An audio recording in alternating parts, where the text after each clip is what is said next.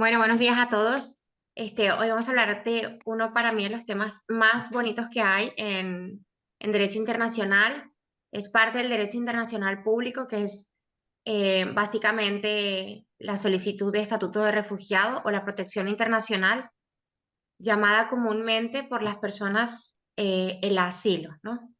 Pero bueno, tal y como veremos, es mucho más amplio que esta simple palabra, que de hecho su origen era un tema que tenía que ver con el refugio de las iglesias, ¿no? Dar asilo a las personas que lo necesitaban, ¿no?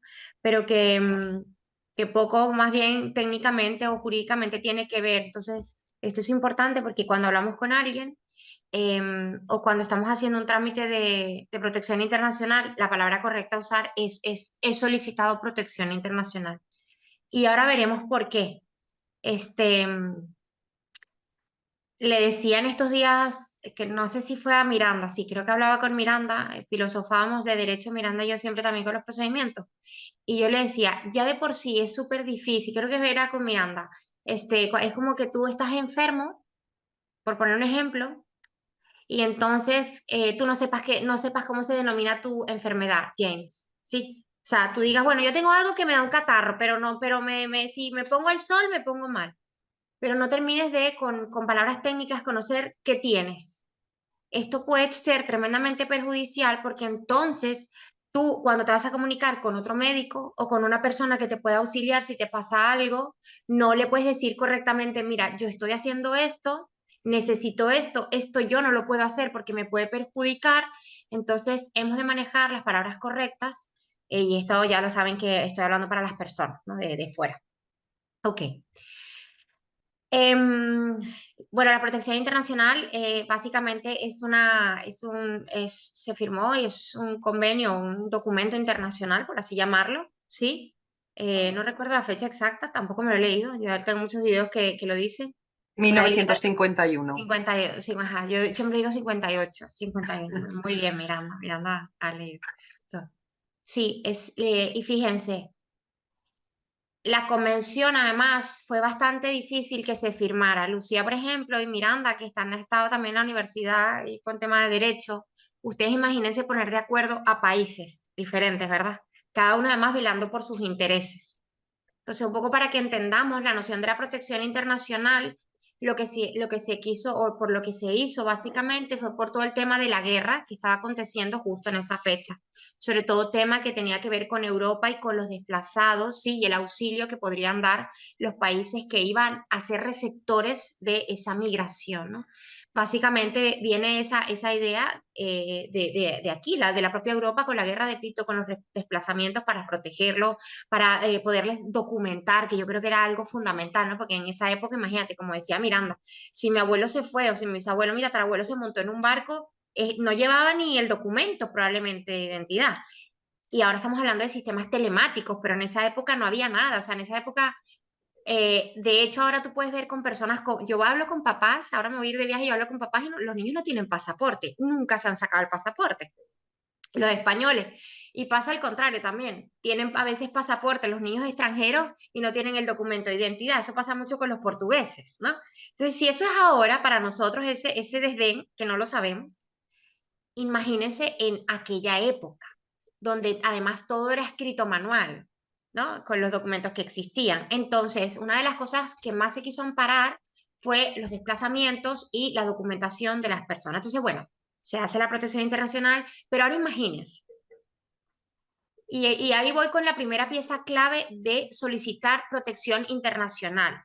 Se puede solicitar y es el documento, sí, que además tiene su protocolo, el protocolo de Nueva York, se puede solicitar en cualquiera de los países que no solamente lo ha suscrito, sino que también lo ha ratificado, ¿sí? Y que se mantiene todavía ejecutando la protección internacional. Y ahora vamos a hablar de la piedra angular, que es el principio de no refolumne. Por eso es tan importante hacer la solicitud cuando estamos dentro del territorio. Por eso van a escuchar mucha gente que les dice, lo puedo pedir en el aeropuerto, lo puedo pedir en el país, lo puedo pedir en el consulado. Bueno, ahora vamos a hablar un poco de eso. Pero volviendo a retomar un poco el hilo de lo difícil que fue en ese momento establecer cuáles eran las causas. ¿sí? Y si abrimos un poco el espectro, volvemos a pensar que imagínate, Argentina, para Argentina era una causa, para Venezuela era a lo mejor otra causa, pero lo que estaba aconteciendo en España era otra cosa, ¿no? Entonces, el llegar a que todos los países que iban a suscribir el convenio y además iban a ratificar el protocolo, llegasen a unas causas en concreto, sí, fue bastante difícil.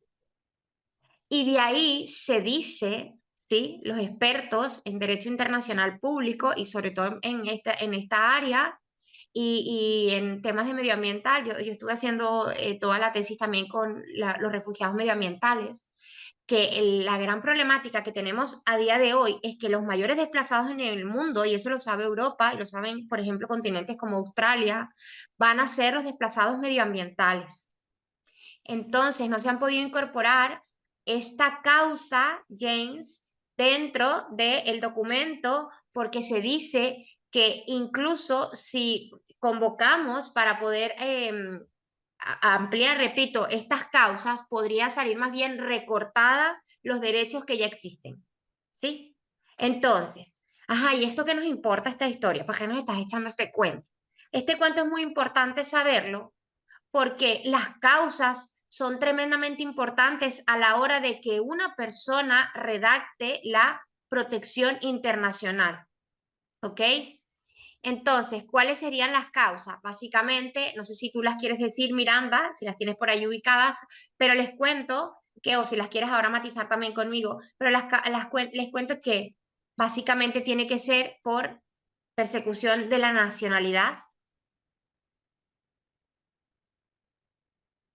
persecución también que tiene que ver con la etnia, con la raza, Con el color, el con grupo el color, étnico, exacto, el grupo étnico, la religión, la religión, muy bien, sí, ideología política exacto, y pertenencia a un a determinado otros grupo grupos social. colectivos determinados, perfecto, eso es, ¿ok? Además, las vamos a ir a decir nacionalidad, raza, color, etnia, religión, Religión, ideología. ideología política y pertenecer a otros grupos colectivos que realmente se puedan ser vulnerables. Voy a poner en estos días me llamó un chico y me dice, yo voy a pedir asilo porque yo vengo de Colombia y él no sé qué, no sé qué, no sé qué. Y yo le di, pero bueno, había venido de Colombia, pero era venezolano, ya pasado unos días en Colombia. Y digo, ¿por qué lo vas a solicitar? Y me dice, porque he sufrido maltrato de género. Y era un chico, ¿no?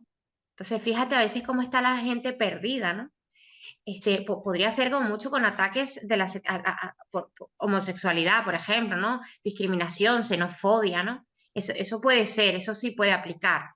Escuchamos mucho cuando las personas, y aquí vamos a lo práctico, cuando las personas nos llaman y nos dicen que quieren solicitar la protección internacional, en el caso, por ejemplo, de Argentina, porque está terriblemente mal el tema del dinero, que está muy mal el tema de la inseguridad. En Venezuela ha sido por la inseguridad, por la escasez de alimentos, ¿sí? Entonces, nada de esto son causales para poder hacer la solicitud. Y además, ojo con esto, si existe, que son dos cosas también aparte de la causa es bien importante que sea básicamente reconocida por la comunidad internacional. Y cuidado, ¿eh? Porque cuando hay acuerdo de paz, como en Colombia, aunque la comunidad internacional sabe todo lo que hay dentro, el acuerdo que tiene Colombia con muchos otros países impide básicamente que sean admitidos a trámites las solicitudes de protección internacional. Pero ahora aterrizamos ahí un poco. Quiero seguir con la causa. Entonces, esa causa básicamente tiene que ser reconocida por la comunidad internacional de ese país en concreto. Y no quiero decir que yo voy a poner a aterrizar con países, porque si no suena un poco como en el aire. No quiere decir que España espere que todos los países del mundo digan que Venezuela está muy mal. Pero sí, lo mínimo que se deben de esperar son informes, ¿sí? De los organismos de derechos humanos, de organismos internacionales o nacionales que estén en colectivo denunciando la situación de instituciones, por ejemplo, cuando estamos hablando de lo que existe en Venezuela, ¿no? Que es un estado muy complicado con el tema de la arbitrariedad, etcétera, la propia institución, ¿no? Entonces, se espera que eso exista, porque pasa también que nos llaman personas y nos dicen, soy de Perú, y es que aquí todo está muy mal, la política. Bueno, sabemos que ahora mismo hay un conflicto de política que puede haberla entre un partido político y otro, entre una ideología y otra. Pero la pregunta es, ¿realmente el partido político que tiene el poder o el control o la soberanía dentro del país, del Estado, está cometiendo o está vulnerando derechos fundamentales o está cometiendo actos que puedan ser constitutivos de contra sus ciudadanos o contra las personas que tienen una ideología diferente a la que la constituye? Sí lo ven, ¿verdad? Entonces, ¿por qué también les estoy diciendo esto a las personas que nos van a ver y a ustedes mismos? Porque si nos dicen, no, hombre, es que yo en Venezuela ya sabes que todo está terrible, o en Perú, o en Chile, donde sea, pero realmente en ese país no existe, repito, una vulneración concreta por parte de las personas que ostentan el control o el gobierno del país, es muy difícil que eso aplique. ¿Ok? ¿Sí? Y lo otro también es que la causa al mismo tiempo, o irónicamente, que debe ser genérica, es decir, James o Lucía, el país en concreto, Cuba en concreto, está muy mal. Cuba en concreto, nosotros hemos tenido muchos casos de Cuba. Cuba en concreto está muy mal, eso no, eso, ya tenemos eso, bueno, viste, ya sabemos que es que no hay ni que decirlo. O sea, ya sabemos que quien venga de Cuba, ok, vale, eso te lo compro, ¿verdad? Venezuela está muy mal, eso no lo compramos. Argentina no lo compramos ahora, ¿viste? Pero Venezuela y Cuba la compramos en cómo está. Ahora bien, no basta, James, que tanto tú como yo vengamos a alegar la situación de Cuba o de Venezuela para pedir protección internacional. Es necesario además que exista una historia congruente entre la situación país y tú que conecte a mi vida está en riesgo. Y realmente, o tú me ayudas y me das ese asilo, ahí sí viene la palabra asilo, ¿lo ven? O tú me das el asilo dentro de tu pedazo de territorio o mi vida corre peligro. Y la historia tiene que ser mía, mía. La historia no tiene nada que ver con la situación del país, porque yo no puedo decir, mira, es que yo no aguanto aquí todas las manifestaciones que hay, yo tengo miedo a salir a la calle, que también puede ser real. Pero me preguntarán, ajá, señora, ¿pero a usted le pasó algo? ¿Usted pertenece a algún partido político? ¿Usted se está quejando? ¿Usted se está manifestando? La gente sabe que usted me explico, ¿no? Entonces, si eso no está, no vale. Y cuidado también con las historias que muchas veces vemos que son súper amplias. Sí, en el 2008 me pasó esto, en el 2010 me pasó esto, en el 2011 me robaron, en el 2012 no tenía medicina, en el 2013 me obligaron a hacer cola, en el 2014 me obligaron a hacer gasolina. No. Una sola historia tan determinante que me hizo salir, porque si te han pasado tantas cosas, tantos años, ¿cómo es que ahora es que tú decides venir? ¿Sí? No aplica la delincuencia, no aplica la escasez, no aplica las enfermedades y no aplica sencillamente porque existen otros mecanismos dentro de la normativa nacional e internacional para la protección de las personas cuando no aplican a el Estatuto de Refugiados. Que volvemos al punto. Es tan sagrado para que casi todos los países del mundo la tengan dentro de su ordenamiento jurídico, que cualquier persona en cualquier parte del mundo pueda pedir básicamente a ese país la protección y este país en la mayoría de los casos puede conceder o estatuto de refugiado o protección subsidiaria, no razones humanitarias, o estatuto de refugiado o protección subsidiaria. Y la conceden además en independiente, el expediente de Raquel, el expediente de Andrea, el expediente de Lucía, no genéricamente, no, es causa en concreto. Pino James de Cuba en el año tal, sabemos que Cuba está de esta manera, realmente él cuenta una historia que tiene que ver con el grupo al que él pertenece, ¿no? O él realmente puede haber sido perseguido por la sexualidad o por la religión, ¿no? Allí en Cuba, eso lo sabemos. Entonces, tiene coherencia lo que él dice y si ojo también, no es necesario aportar grandes pruebas. Esto me encanta, porque ¿cómo va James a probar, por ejemplo, que ha sufrido algún maltrato si no tiene un documento, no tiene nada, si le vulneraron derechos? me explico, más que su historia, que sea suficientemente coherente. Y si tiene alguna prueba de que, mira, yo he sido docente o yo he sido médico allí, y eso tiene peso, pero no es imprescindible. Miranda, yo no sé si tú en este punto quieras acotar cosas para ya pasar a la inadmisión al trámite. Sí, más que nada un poquito todo lo que estás diciendo aquí respecto al estatuto de refugiado, siempre nos referimos al asilo, pero al igual que estos requisitos son difíciles que se cumpla y España concede muy poquitos asilos, para eso tenemos la protección subsidiaria, finalmente. Para esos casos en que se cometan violaciones de derechos humanos o un país determinado siga teniendo vigente la pena de muerte, España les da también esa protección, que no es el derecho de asilo, pero puede ser en cierto sentido equiparable a los efectos de poder permanecer en territorio español. Totalmente. Estaba buscando ahora aquí el tema de cuántas solicitudes de asilo. No sé si lo puedes mirar tú, Miranda. Sí, pero no llega al 1%, creo, al Sí, año. para hacer un poco más, para que la gente lo tenga en cuenta, búscalo tranquilamente mientras que yo siga hablando de las causas de admisión. Busca las estadísticas para que no las digas de las admisiones a trámite y según país también, porque el CEAR las tiene muy bien. Quiero decirles además que la solicitud de protección internacional, ¿sí? Se puede pedir en frontera, se puede pedir en consulado. em, ¿Sí? Pero lo ideal para mí es pedirlo dentro del territorio español o dentro de los países a donde yo quiero residir. Eso para mí es, cuando digo lo ideal, es que pedirlo en un aeropuerto está complicadísimo, Raquel. Me recuerdo una vez encerrada literalmente en un baño del aeropuerto por un funcionario, que luego me tuve que ir a poner la denuncia, porque no me querían dejar pasar a ver a mi cliente sola para hablarle. Luego esos hechos se denunciaron bastante por otros compañeros también. La Cruz Roja siempre está custodia también, igual que el CEAR, la Comisión Española de Ayuda al Refugiado, pero ojo con esto, y esto no es un secreto, las devoluciones en caliente están a la orden del día.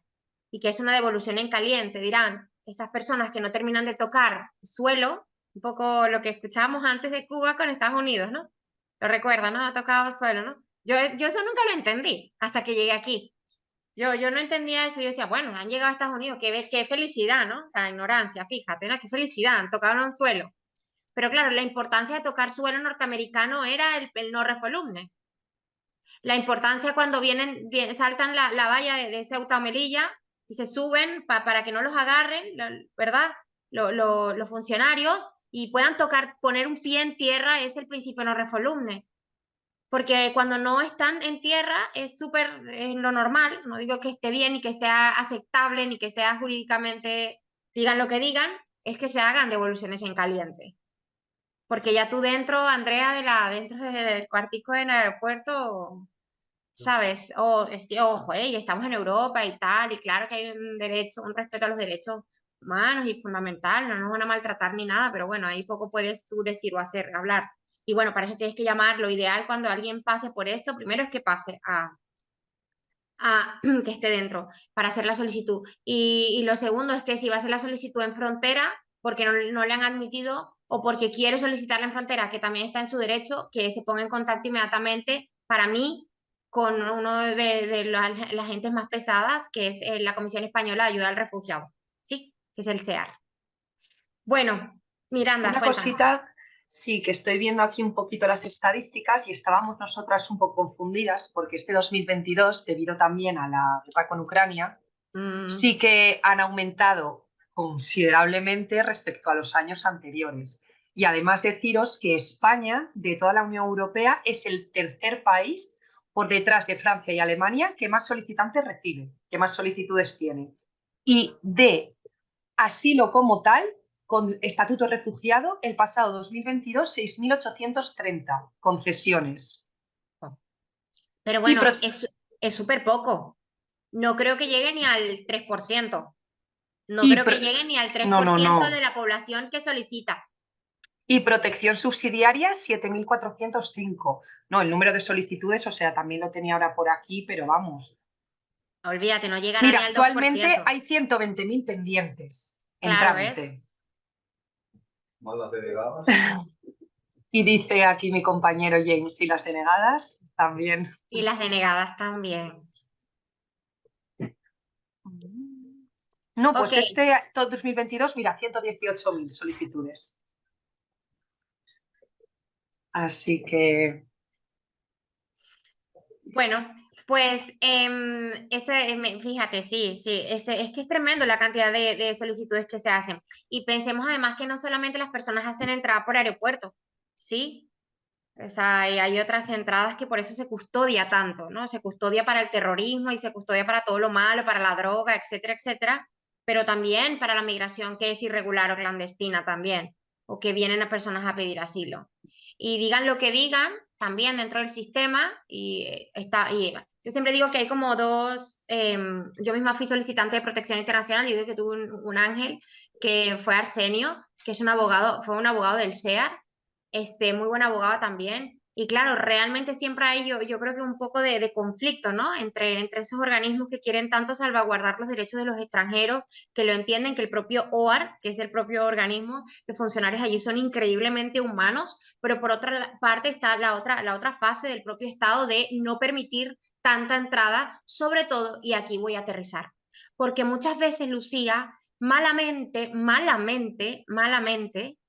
se utiliza la protección internacional como una forma de residenciarte en el territorio. ¿Sí?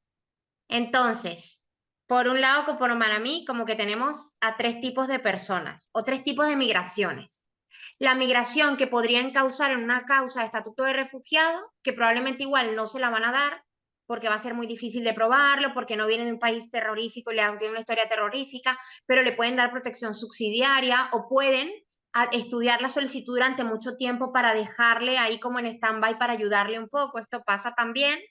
Luego está una migración que es tremenda también, que podría ser, repito, imagínate tú, el caso de Argentina, de una gente, bueno, que quiere traer a sus hijos porque hay mucha delincuencia, porque están en un lugar que no es el óptimo, que realmente están corriendo peligro, que realmente están pasando hambre en Venezuela, que no hay medicinas, sí, esto también. Sí, pero entonces en este caso aplicaría otras normativas, repito. Y luego está la tercera migración, que es la de, yo no tengo dinero, pero yo me quiero ir a vivir a Europa y yo no quiero estar aquí y yo no puedo pagarme un visado de estudio, yo no puedo pagarme un visado no lucrativo, o Argentina está muy mal, o Venezuela está muy mal económicamente, a mí nunca me ha pasado nada, pero son un migrante económico, sí, lo que se llama migrante económico, que también pasa mucho con los países de Bolivia o de Ecuador. Esto se entiende. Entonces, por eso también se corta mucho, y se hace mucho este estudio de las personas que van a venir.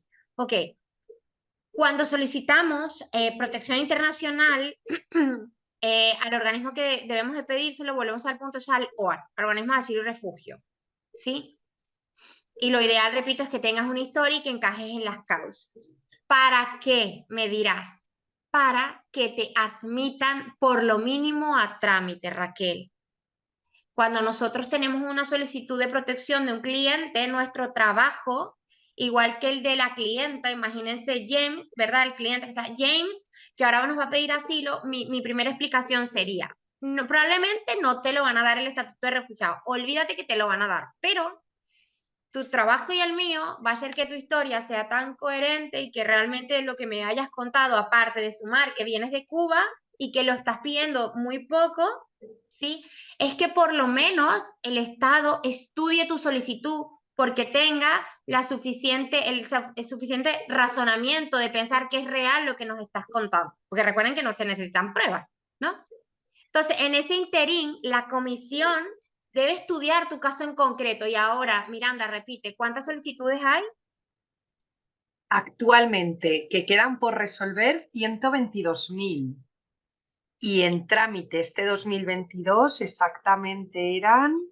Ah, bueno, y otra cosa, ahora te confirmo el dato, pero que España os he dicho que era el tercer país de la Unión Europea que más solicitudes te recibe, al igual que es el tercero por el final en conceder. O sea que comparado a la tasa de otros países, España está muy, muy bajo con esas concesiones de asilo.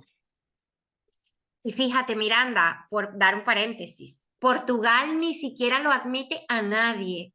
A nadie. ¿Por qué, Miranda? Porque en Portugal existe el manifiesto de interés, que es el arraigo social de nosotros, pero que en lugar de esperar 3 años, se pide de una vez si tú tienes un contrato de trabajo. Ahora sí, el manifiesto de interés tarda casi un año, como aquí el arraigo en salir, si estamos hablando de Madrid, ¿sí? Entonces, para los portugueses, básicamente, como me parece lo más inútil del mundo que tú me vengas a pedir a mí un asilo porque yo te voy a regularizar a través del manifiesto de interés. Consíguete un contrato de trabajo y no me saturas mi sistema de asilo. Porque lo que han hecho estas solicitudes, lo que demuestra, es lo que estoy hablando de las 3 tipos de migración, que se utiliza siempre la protección internacional para regularizarnos o para tener ese puente o ese escudo a otra regularización, y lo que hacen es, Lucía, atenta, ¿qué hacen? Saturar el sistema. Lo que hacen es saturar el sistema porque hay muy pocos funcionarios que puedan resolver. Ok, ¿cuáles son las causas de inadmisión? Básicamente, para que se las anote, que son las preguntas clásicas cuando hablamos con alguien y le preguntamos, ¿de qué país viene? Ok, primera pregunta para saber si aplica. No es lo mismo, repito, Perú, Bolivia, Ecuador, que decir Cuba o Venezuela, Ucrania, Rusia, etcétera, ¿no? Un país de África, tal. Eso no es lo mismo. No es lo mismo decir, además, que eres albino en Malawi, también, por ejemplo, ¿no? Entonces, todo este tipo de cosas son bastante importantes. No es lo mismo decir que eres una mujer en Venezuela o en Argentina que eres una mujer en nuestros países africanos, ¿no? Con En bastante... Afganistán ahora, por ejemplo. Exacto, exacto, tal cual, ¿sí? Entonces, todo esto hay que estar súper atento, ¿no? Ahora bien, las siguientes preguntas básicas serían, porque aquí vienen las causas de inadmisión a trámite. ¿Vienes de un tercer país? ¿Has ¿Sí? solicitado asilo en ese país? ¿Has solicitado asilo en ese país o en otro país? ¿Ya le habías solicitado protección internacional a España y te lo negaron y vuelves a solicitarla? ¿Tienes antecedentes penales en tu país o aquí? Esto también puede ser otra de las causas de inadmisión. Y también cuando digo venir de un tercer país, sobre todo es de un tercer país, y ya cuidado cuando sea de la Unión Europea. ¿Ok? ¿Por qué son unas causas? Porque es una causa de inadmisión. Es súper lógico. A ver, James, si a ti te están persiguiendo terriblemente en Cuba y te vas a tirar 4 o 5 meses en Estados Unidos y de Estados Unidos te saltas para acá, ¿tú por qué no le pediste asilo a Estados Unidos? Si tú estabas tan desesperado. Si tú estabas tan mal en Cuba y te fuiste un mes a Venezuela y a visitar a todos tus familiares que estaban allá y a tu tío y a tu primo, 2 meses allá o lo que sea que cuentes, o sea, porque puedes decir, bueno, fui a visitar, pero es que allí estaba lo que sea que me digan tal, me da igual, ¿por qué no te fuiste a pedir protección a Venezuela? Sí, porque Venezuela tiene la misma ideología de Cuba. Bueno, eso me lo puedo un poco creer, ahí podríamos, ¿no? Un poco, ¿no? Todo eso hay que verlo, ¿eh?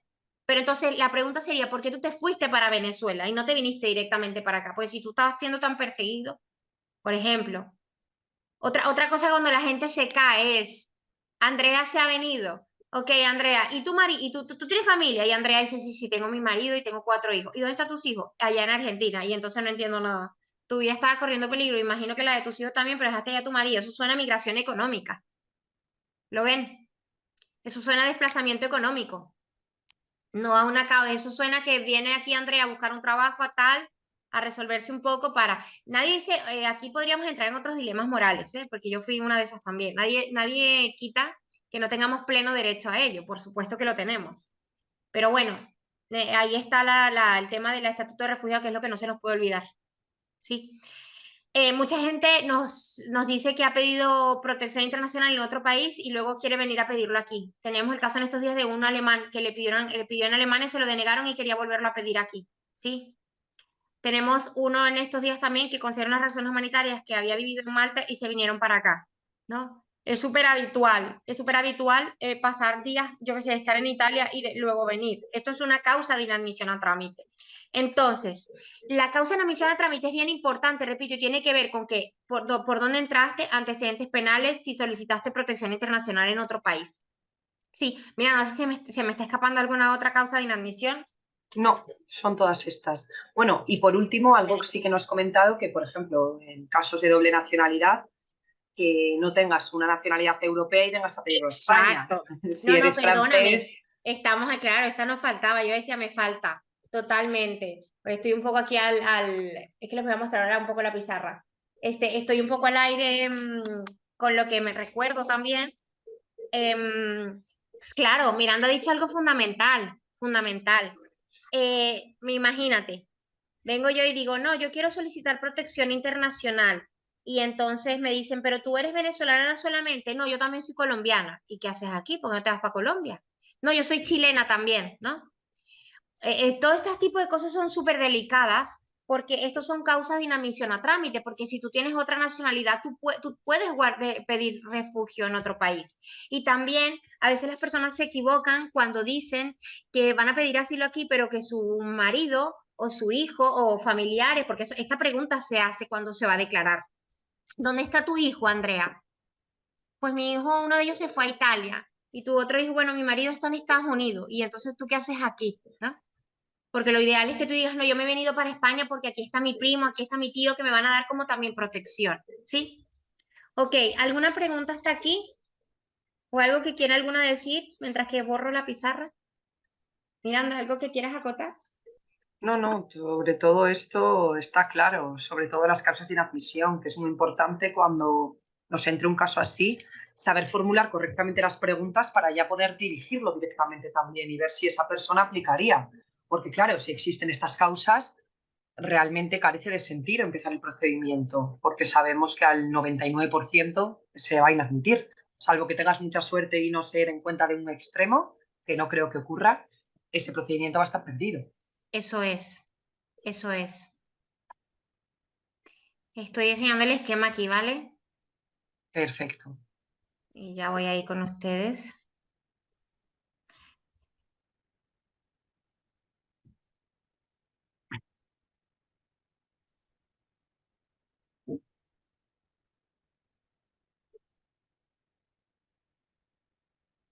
Vale, a ver si más o menos si se puede ver. No sé, ¿se puede ver? Un poco. Sí, Ok, vale. Fíjate. Yo entro al territorio, que lo ideal, repito, sería que yo entrara al territorio. No se van a ver bien los números, pero lo voy a escribir. Yo entro al territorio. Y cuando entro al territorio, otra pregunta para hacerle a la persona cuando quiera hacer protección internacional es, ¿cuándo llegaste a España? Esta es muy importante, ¿sí? ¿Cuándo llegaste al país? O sea, las preguntas siempre a nuestros clientes siempre son claves porque es la que siempre, a mí me gusta mucho más preguntar que hablar, aunque parezca que no, hablo mucho también, ya lo saben ustedes.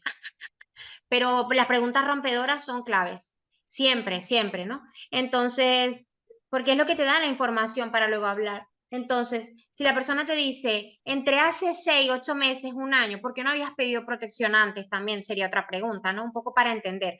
Porque, ojo, también, se puede desarrollar el in situ, que es el miedo en el momento, ¿no? O sea, tampoco hay un tiempo. Dicen que 30 días para hacer la solicitud de protección internacional, pero esto tampoco es tan así porque va a depender mucho de, mira, estaba desinformada. Por ejemplo, yo pedí protección internacional 3, 4 meses más tarde de mi llegada al territorio, ¿eh? Y la pedí porque este cuento es real, ¿no? Suena raro, pero es así. Fui a pedir comida en la iglesia y hablando con una prima que también estaba aquí, la estábamos pasando muy mal. Alguien en la iglesia nos los comentó y nosotras dijimos, ah, ¿qué es eso? ¿Cómo así? ¿No? Yo sabía qué era, pero esto se puede pedir, es real, ¿no? Y entre hacer la cita, que me dieran una cita para que me atendieran, pasó otro tiempo, ¿no? Entonces, cuando me lo preguntó en el momento el abogado, Arsenio, mi respuesta fue totalmente espontánea. Oye, no tenía ni idea, estaba totalmente desinformado. Y cuando Arsenio me empieza a preguntar qué me había ocurrido, que me había pasado algo realmente también con funcionarios en Venezuela, pues ahí encaja, ¿no? Entonces, es importante el preguntarle el tiempo, porque si cuanto antes lo solicite, mejor. De hecho, la normativa básicamente dice que cuando tú tengas conocimiento que lo puedes pedir y a dónde tienes que ir, ese es tu momento para hacerlo, ¿ok? Vale, entonces aquí van a surgir dudas a nuestros clientes en la práctica. Ajá, pero yo llegué, yo sé ya yo sé que lo tenía que pedir, muy bien, pero las citas no caen, nos están diciendo ahora, Miranda, no sé si lo has escuchado, que no, las llamadas no entran las llamadas para hacer la solicitud en la comunidad autónoma, ¿verdad? Depende de cada comunidad te aceptan o no. En Córdoba sé que es bastante más complicado, ¿no? Depende de qué lugar es o no. Esto en España, o sea que también la persona de fuera tendría que ver a dónde va a llegar, a qué comunidad autónoma va a llegar. Pero en cualquier caso, lo importante es ser diligente en la petición. También, si tuviesen certificado electrónico, que el certificado electrónico, y es así, se puede pedir teniendo solo pasaporte, ¿eh? certificado digital electrónico, para que se pueda medianamente presentar una solicitud que no es la formal, porque la formal es frente a funcionario en la declaración, pero por lo menos, oye, yo he intentado ver qué hago hasta que me dieran una cita. Entonces, se supone que yo hago la solicitud y vamos a poner el caso que después de la cita, 6, 7, 8 meses, porque me dirán, pero han pasado 8 meses. Bueno, no pasa nada, pero tú llegaste pidiéndolo y la cita no te entraba, ¿verdad? Hasta que la tengas. Cuando vayas a la declaración o a la cita que vayas a hacer y declares la causa que tenga que ver contigo, ¿verdad? Que se haya diseñado, es importante entender que aquí es donde pasamos a la fase de admisión o inadmisión a trámite, que es que ellos reciben la declaración, Raquel, te dicen cuándo debes aportar pruebas, depende de la comunidad, te dicen que tienes que ir a una segunda entrevista o una tercera entrevista, ahora tráeme el pasaporte, lo dividen, ¿eh? Pero el caso es que cuando tú terminas de declarar y de presentar lo que tienes que declarar, ellos se supone, cuidado, que tienen un mes para contestarnos, pero el mes no nos contestan porque están saturados, ¿sí? Entonces, como no nos contestan, básicamente a medias es como una admisión a trámite, pero todavía no está puesto porque no tenemos un papel que lo diga, ¿ok? Entonces, tenemos la hoja blanca de que van a estudiar la solicitud, imagínense ustedes también, y con ese resguardo blanco que yo tengo, se supone que yo estoy legal en el territorio, pero no es que me han dado el estatuto de refugiado, ni que me lo vayan a dar, es que me han recibido los papeles y les parece que lo que yo les he contado tiene suficientemente peso como para que en el futuro me den el estatuto de refugiado. Entonces lo tienen que estudiar, porque recuerden el principio no refolumne. No puedo echar a Andrea si puede que lo que ella me está contando sea verdad, poner en riesgo su vida y someterme a temas internacionales, etcétera, etcétera, si algo le pasa y su familia o el Estado me denuncia, ¿no? Son temas como muy grandes, pero son así, reales. Entonces, ¿qué pasa? Que como el Estado tampoco a los 6 meses te ha resuelto, Andrea, que te debería máximo haber resuelto en 6 meses, y hay un tema de derecho laboral y de derechos fundamentales que tú no puedes estar sin trabajo dentro del territorio, entonces la propia norma obliga a que sí, en el periodo de que tú solicitaste a los 6 meses, no te han respondido si sí o si no a tu solicitud, entonces te dan un permiso de trabajo. Pero seguimos en un estado como en el limbo de admisión a trámite. Pero ojo, y te lo tienen que dar ese permiso de trabajo, aunque a veces no esté en la mano. Por eso a veces dicen, si tú ya tienes, eso habrán escuchado muchos clientes, si tú ya tienes la hoja blanca y tienes 6 meses, ya puedes trabajar. Claro, porque es que eso no lo dice el funcionario, eso es carácter normativo. O sea, eso está en la norma, quieran o no, si tú no te han respondido a los 6 meses, sí o sí, tú tienes derecho a trabajar. Cuando no estaba tan saturado el sistema, entonces te cambiaban la hoja blanca por la tarjeta roja. Todavía lo hace, claro que sí, pero ahora se tardan un poco más. Y ese resguardo rojo que en mi época, hace años, era amarillo, ¿qué significa? ¿Que tengo el estatuto de refugiado? No, significa que ahora tengo un documento, Raquel, formal, que ya no es una hoja blanca, que no saben bien ni qué es, que a veces no tiene, o sea, que tiene el NIE, pero es que no saben ni qué es, porque no tiene ni mi foto bien puesta. Esa carta roja sí que tiene, autoriza a trabajar. Ojo, no se autoriza a salir del territorio. Tiene mi fotografía, tiene cuándo se vence y tiene mis datos. Y tiene el sello por detrás del Estado español. ¿Eso es un estatuto de refugiado? ¿Eso es un asilo? No, eso es una admisión a trámite de mi solicitud, que cuanto mejor yo la haya hecho en el momento para atrás, y es un todo, es que yo no vine de un tercer país, que yo no tuve antecedentes penales, que yo no tengo una doble nacionalidad, que mi familia se vino entera, o que yo conté que se quedaron mis hijos en Argentina, pero que mi hijo se fue a no sé dónde para que no le pasara nada porque yo no podía comprar el pasaje y la que peligraba era yo. Cuando yo hago todo eso y lo hilo bien, ¿sí? Y presento pruebas lo que pueda, se supone que estoy como conteniendo la denegatoria, que igual probablemente me lo van a denegar, pero es que cada vez que agarren la carpeta de Andrea, van a verlo todo y van a decir, esto todavía parece que vamos a mantenerlo. Y entonces a Andrea se le sigue manteniendo la protección internacional, el estudio, por un tiempo. ¿Por cuánto tiempo? Voy con el otro esquema, que es lo malo, que no digo que se tenga que hacer, pero es lo que se suele hacer. Yo siempre digo que el asilo es como un puente, ¿sí? Entonces yo llego aquí llegué yo, y aquí están los famosos 3 años. del arraigo social, ¿ok? Pero también ahora está el arraigo laboral, imagínate tú a los 2 años, el arraigo laboral o el arraigo para la formación, ¿ok? ¿Sí? Y también puede ser que en la mitad del camino me enamoré de un español, italiano, lo que sea. Todo esto está. Entonces, las personas saben que lo que se hace muchas veces es ese puente para hacerlo, ¿ok? Y entonces, repito, cuando pasa un tiempo y si yo tengo la solicitud que la he tramitado y que me han admitido a trámite y que tengo mi tarjeta roja, yo la mantengo hasta que dé el máximo tiempo posible. ¿Hasta cuándo? No lo sé. Puede que me lo denieguen a los 6 meses porque soy de Colombia, puede que me lo denieguen al año porque soy de Argentina, pero en cualquier caso, yo puedo presentar un recurso. Y hasta que en el recurso no se me sea en su máxima instancia denegado, yo me sigue amparando el principio no refoulement. Por eso cuando nos deniegan una protección internacional es tan importante presentar un recurso si yo no he alcanzado el tiempo para irme a otra solicitud de residencia. Y esto no solo tiene que ver para que la gente tampoco me malinterprete, con que es un puente que lo voy a hacer a propósito, repito, pueden que te hayan pasado cosas muy graves en tu país, yo he visto cosas muy graves en temas de Venezuela y de Colombia, muy, muy graves, pero que del todo no aplica para que le den un estatuto de refugiado. Y entonces ellos lo saben, sostienen esto y la persona luego puede regularizarse desde otra vía para no poner en riesgo su vida. Ahora bien, ¿qué han hecho con Venezuela, con Ucrania? Por ejemplo, intentar hacer lo que le dijo, lo que dijeron los organismos oficiales de no saturar el sistema. Básicamente, lo que han dicho es, dado que la situación de estos países está tan mal, organiza por favor algo internamente para que dejen de utilizar el asilo porque no se lo están utilizando de esa manera y no se debe, ¿no? Están como prostituyéndolo, no entienden ni siquiera la importancia del propio sistema tan grande, el costo administrativo y económico e internacional que supone para el propio Estado, por favor, haz algo para ellos. Y de ahí sale, en este caso de Venezuela, las razones humanitarias, ¿sí?